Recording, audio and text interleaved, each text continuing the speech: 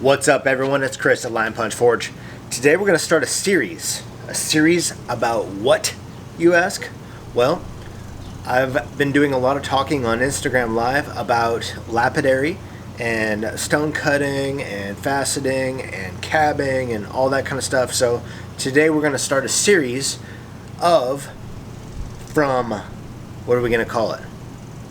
Let's do from rough to gem. No.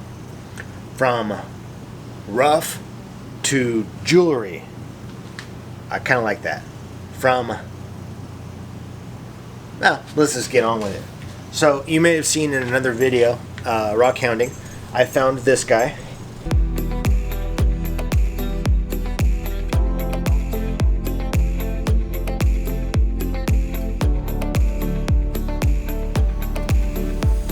This is a very large piece of jasper agate that has plumes and moss and all sorts of fun stuff.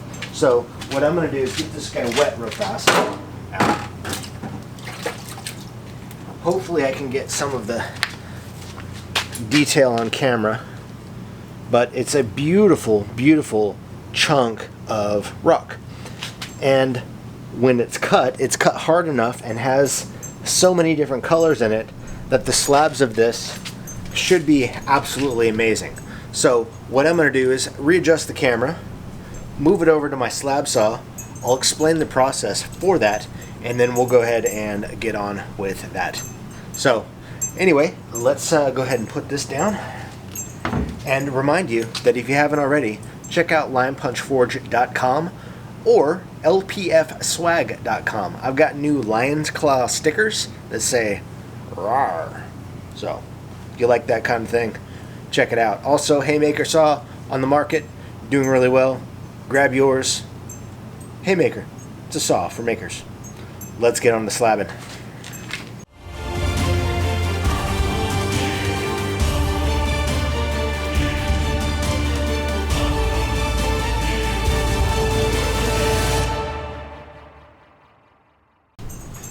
Alright, before we get too into this, I'm going to explain what this is. This is an old, probably 1950s, 1960s Highland Park lapidary slab saw. So this is a 14-inch. What it allows me to do is open this up, put rocks in the vise here, and then down here, and I'll show you in a second, there's a screw. The screw is fed by this pulley here that is powered by the motor pulley. Motor pulley swings the blade, and then it also powers the trolley. So what we're going to do is we're going to mount our rock in here like we want to mount our rock, and then I'm going to adjust the vise so that I take a nice, good, clean first cut off of it, and then we'll go on to the process of just slabbing more and more and more off of this rock, and we'll go ahead and see what it looks like every slab. So let me readjust and we'll play. Alright, I have my saw open. I'm going to evaluate the rock on where I want to cut it based on the patterns and all that. And yesterday I did that. So I'm going to start cutting here, and we're going to slab down this way. So I'm going to put it in the vise just like that. And I'm going to adjust it so that I have room to adjust as I go. So first, I'm going to set my depth by this chain. This chain is attached to the on-off switch, so as soon as I finish with my cut, it'll shut the saw off. So I'm going to adjust my depth here. That looks to be about good. Let me pull this all the way back. I think we're good. We're good right there. So I'll go ahead and adjust this. You may not be able to see it on camera, but there's a little chain here. That chain attaches to the vise trolley and allows me to shut the saw off once the whatchamacallit is finished. Cut. That's what I meant.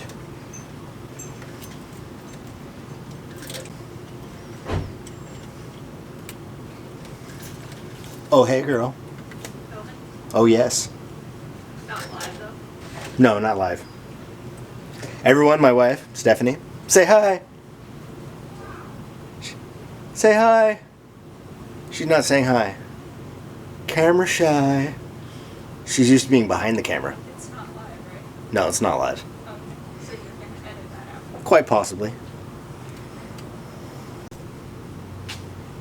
Alright, I've come back with gloves because this is a messy process. I'm going to take a couple links off this chain because it's too far.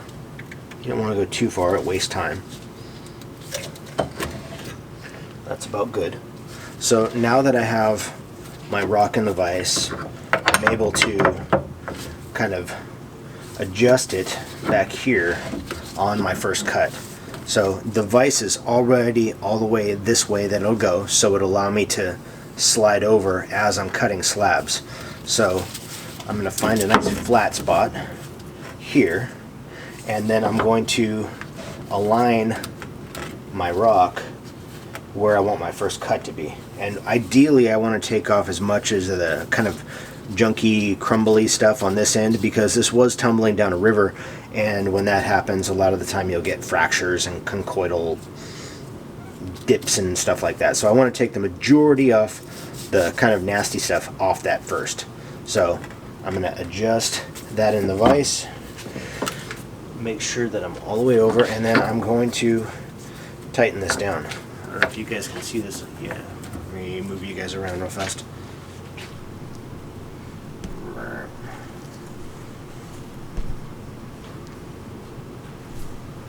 Alright, so what I'm doing is I'm tightening this vise down to hold the rock, because the last thing you want to have happen is this guy to come loose while your saw blade is going, and then you end up ruining your saw blade, having to readjust your rock, and ruining a saw blade is not cheap.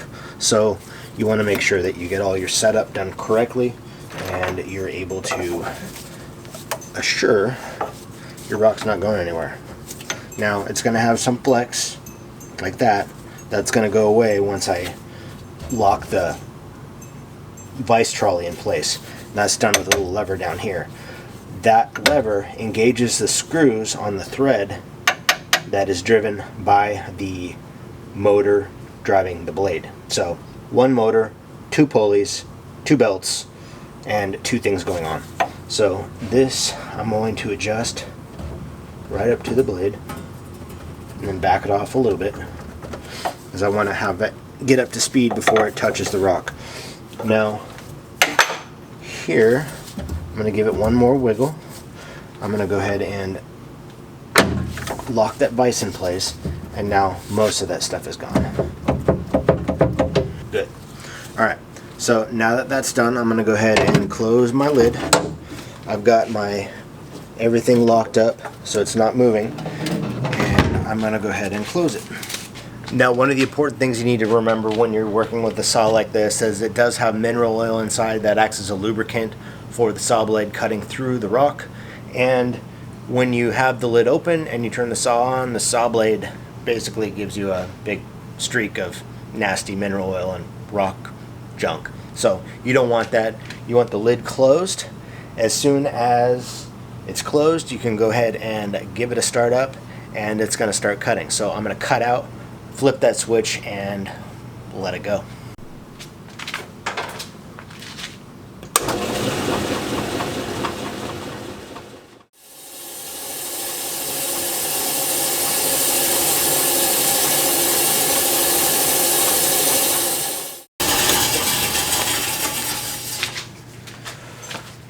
Alright, first cut that took around 10-15 minutes.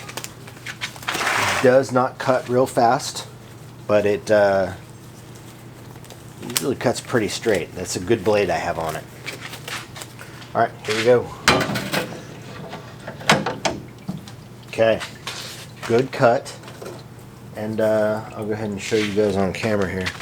So we're going to get better as we go along.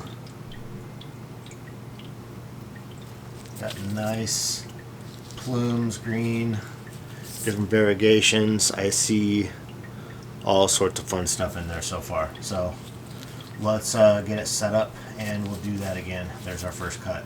That was nice. It looks like it took off some chunks, and the next one should be a very uniform slab.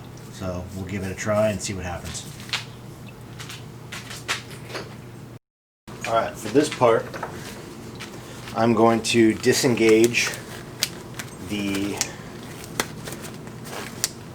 vise so that I can slide it. I can't slide it right now.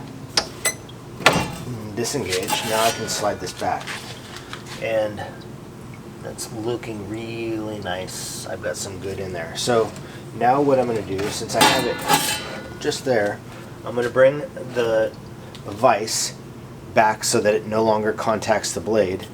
I'm going to unlock my basically lateral movement here, and I'm going to move the vise this way approximately 4 turns, and that's going to give me a good a little less, a little bit more than a 1/4 inch slab. 2, 3, 4, 5. I'm going to make contact with the blade again, lock my vise, lock the lateral movement, and then close it and do it again. First full slab, cut number 2. I heard the slab drop, so I went ahead and turned the saw off. A lot of the time, once it gets to the end, it'll turn itself off, but I don't like to wait. Alright, so we have a few little kind of miscellaneous chunks. They've got some really nice agate to them. I'm going to get a better picture for you guys, but this is the first full one, and that's basically what you got.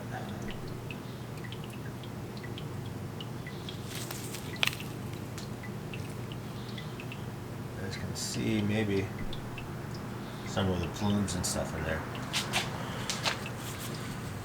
Go ahead and wipe this off.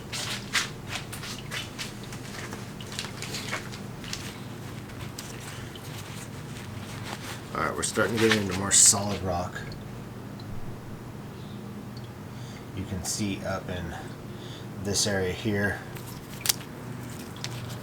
still have fractures from tumbling, and that's really common on the outside. But what we're seeing are some really nice plumes and moss colors. And these little broken guys, they still will polish up fine. We'll save them, they're basically pre-made slabs. So, I say, let's keep going. Do it again.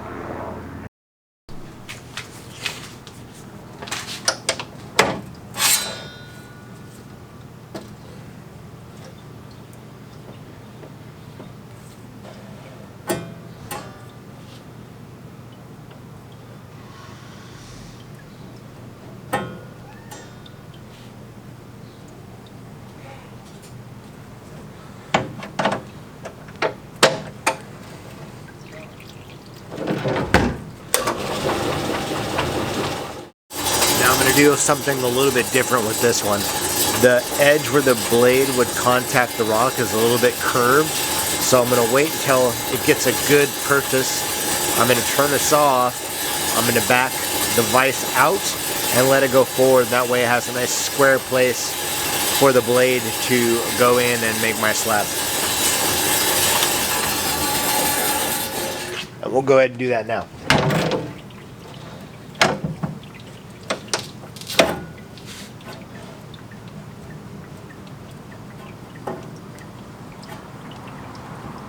Just in case I had any deflection. This stuff is looking really nice though. When I get deeper into the rock, the colors should get better. There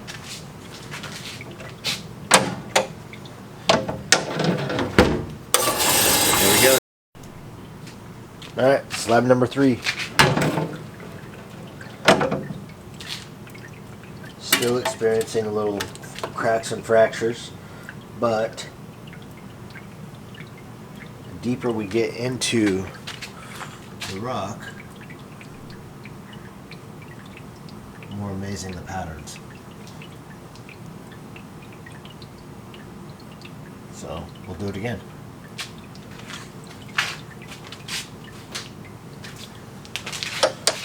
Unlock, pull back. 1, 2, 3, 4, 5.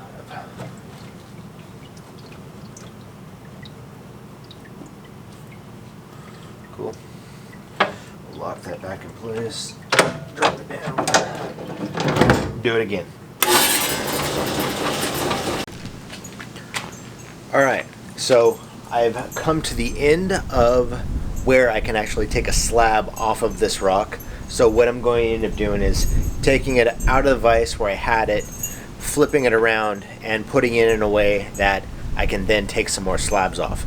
This is also a good opportunity for me to review what the cuts are looking like and then make any adjustments on how I want to position the rock in the vise to get the best cut on that particular piece of jasper, agate, mossy plume stuff. So stay tuned, we'll get you guys adjusted. I'll take this out of the vise and then I'll go ahead and clean it up and we'll show you what it looks like right now. Alright, so I have it washed off. This is what we're looking at. Really, really nice. A lot of moss, a lot of fun stuff in there.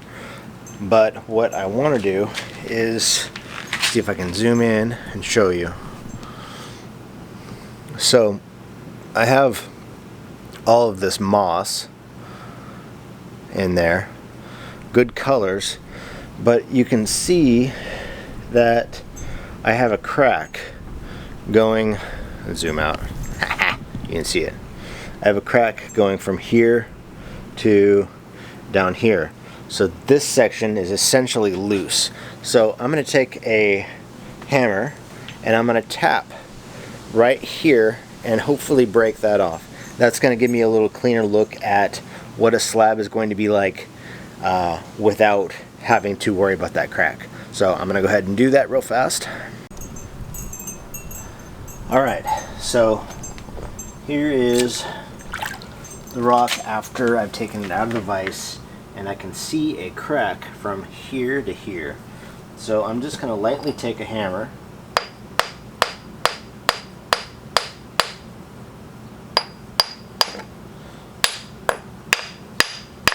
see if I can persuade that off, just like that. So now I have eliminated some of the size so that when I stick it in the vise, I'll have a better idea of what I'm cutting. So I see some iron in here. Some of this stuff is softer.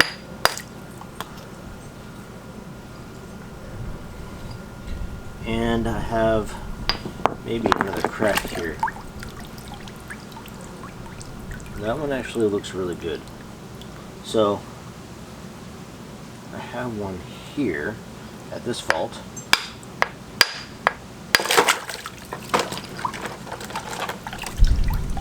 So now I have this guy.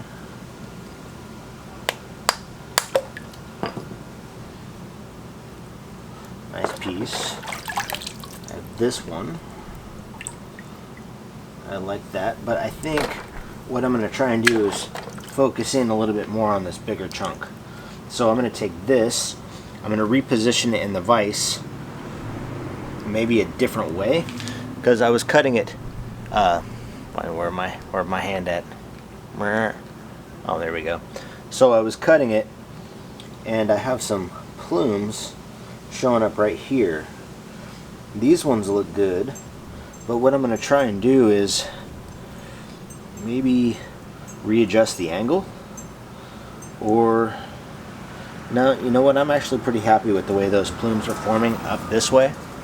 That's going to mean that when I get my slabs, I'll have the plumes pretty visual right out there. That's what I want. So I'm going to stick this in the vise and the saw, take a couple more cuts on it, and see what happens.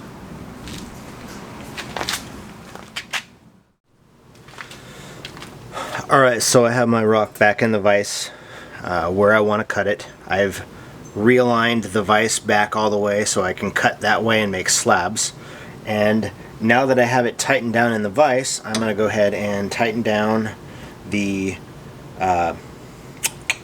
movement, this way and that way, lateral. And then I'm going to go ahead and lateral or horizontal, one of the two. Who cares? Anyway, I'll lock down the trolley. There we go. And now we'll go ahead and, oh, do I need to do that? Move this forward. Okay. Locked, closed, and go. Alright, we are on the next day, just because I got busy and I had some other stuff to do, so I came back after I readjusted this in the vise, did my first cut. It turned out pretty amazing. I'm going to show you right now what it looks like as I pull it off the blade, and you'll be able to see all this fun stuff. So that's all mossy stuff going on. This guy here is the offcut. Maybe you'll see that a little bit better. There you go. So that's what's inside. This is essentially what I was trying to get at, and that will make some pretty awesome caps. So I'm going to continue slabbing this off, and then once I get it all slabbed off, we'll do some video with each of the slabs showing what I'm going to do next, and that'll probably be on the next video. But first, let's get this slabbed, and then we'll take a look at everything. Alright, for the most part I've got most of the slabs cut off of the majority of the rock. There's still some larger chunks like this guy. Let's see if I can close up a him. That need to be cut, but they're going to be a cut later on. So I wanted to make sure I got some big slabs off this that I could show and kind of basically do the process. And I did decide on what this whole thing is going to be called. It's going to be called Rough to Riches. I like it.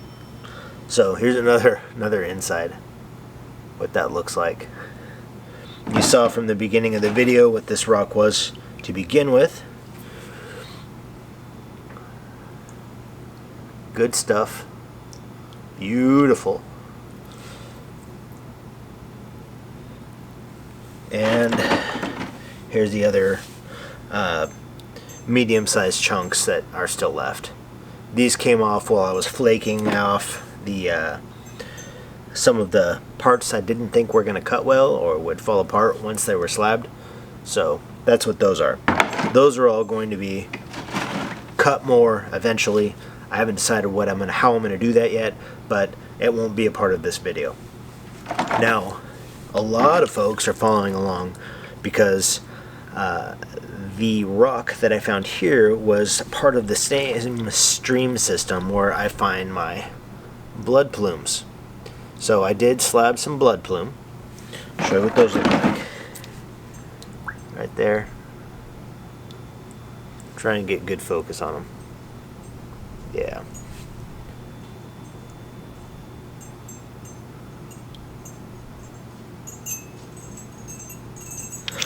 But blood plume will be for another day. Today's Rough to Riches slabbing episode is going to be about that other guy. So now I'm going to go ahead and show you guys some of the slabs that I've cut.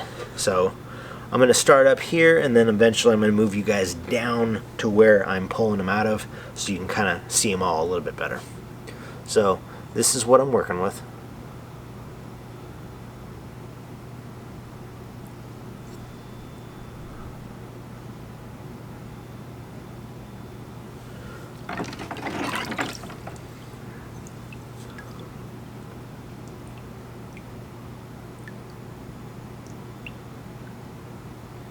Let you guys get you guys down in the business. So hang on a second.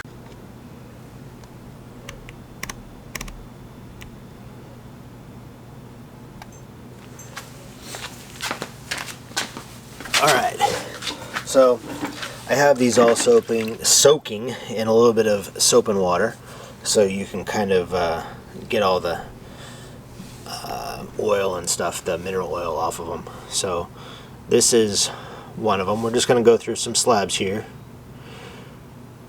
and try and darken this up so you guys can see a little bit. Alright, so what we have are essentially some plumes or moss, and then we've got some agate jasper in here with more plumes, greens, oranges, all sorts of fun stuff. So I'm going to put my finished ones over here and then show some of these other ones.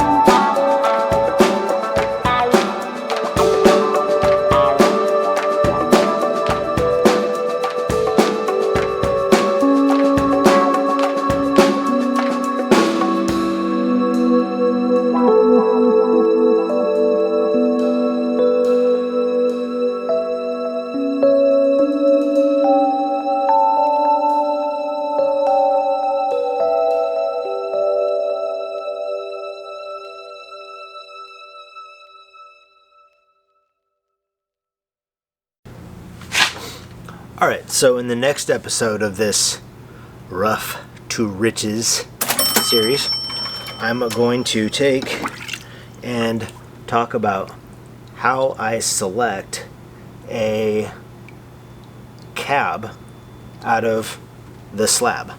So we'll be looking at a lot of the different slabs.